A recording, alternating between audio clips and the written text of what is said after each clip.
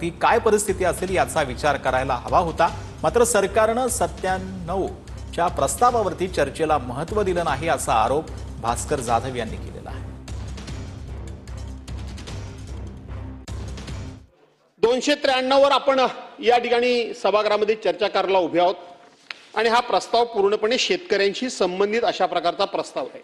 सहकार मंत्र्यांच्या मतदारसंघातली एक गृहिणी डोक्यावर पदर घेऊन आपल्या नवऱ्याच्या खांद्यावर जोखड ठेवून म्हणजे बैलाच्या जागी तिने नवऱ्याला जुंपलं गेलं।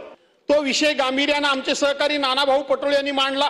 जो 293चा प्रस्ताव असतो, आम्ही सकाळपासून वाट बघत होतो की 97चा प्रस्ताव याचा अर्थ असा की सभागृहासमोरचं सगळं कामकाज बाजूला सारून त्या 97 अन्वये नियम 97 अन्वये त्या प्रस्तावावर चर्चा सुरू करणं, याचाच अर्थ त्या प्रस्तावाचं गांभीर्य, याचाच अर्थ त्या प्रस्तावाची गांभीर्याने दखल सरकारने किती घेतली आहे